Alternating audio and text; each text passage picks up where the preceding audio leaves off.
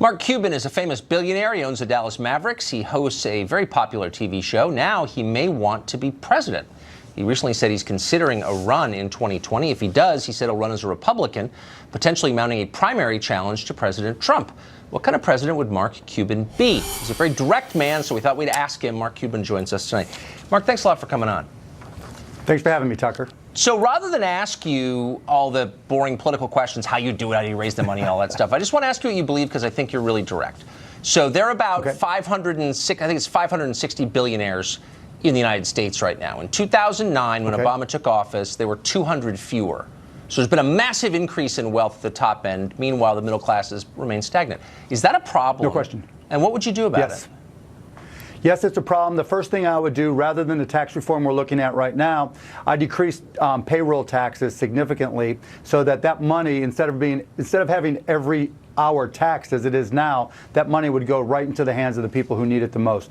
We have 77,000 people who get paid by the hour. We're ignoring them. Well, I mean, that would definitely put money in people's pockets. How would you pay for the entitlements they use? The entitlements in terms of which entitlements? Well, I mean, Medicare, Medicaid, Social Security, all that. With less tax revenue, like, how would you fund that stuff? Well, obviously, that's a challenge right now, and we need to find ways to reduce the cost of those entitlements while maintaining the same level of care. I'm a tech guy, and the reality is I would focus on creating technology solutions.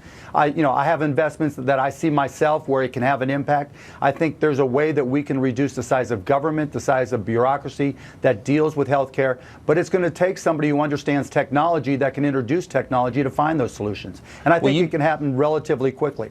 You definitely understand technology, and you've been one of the people, I think to your great credit, who's been sounding the alarm about automation's effect on employment. You said robots are basically going to kill a lot of jobs. I think you're right.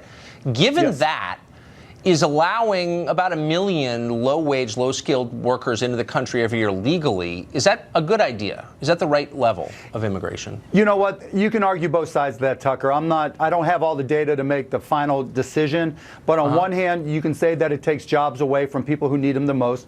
On the other hand, because of the demographic trends, you can say we need people to fill certain jobs. You know, if you look at agriculture, there's jobs that are going unfilled. So, you know, there's arguments for both sides. I'm not ready to come to a conclusion. If you found out tomorrow that Iran had a usable nuclear weapon, would that justify a military strike by the United States? Not immediately, no. It would just depend what else we can do. I mean, at that point, obviously, diplomacy had failed. And so I'm a tech guy, right? You can't ignite, you can't launch, you can't control a lot of these things just in the blind. At some point, you're going to have access to us. I think cyber military, if you want to call it that, are an aggressive or proactive version of cybersecurity.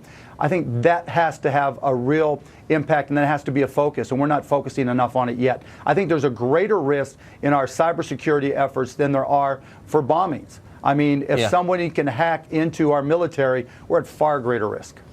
And last question, if the numbers show that a little over 40% of all kids born in America last year were born to women who were not married, born out of wedlock, does that bother you, that number?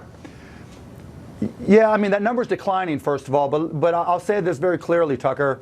You can't legislate morality. Right. And when government comes in and tries to legislate how people think about just about any topic, that's when we start having more problems.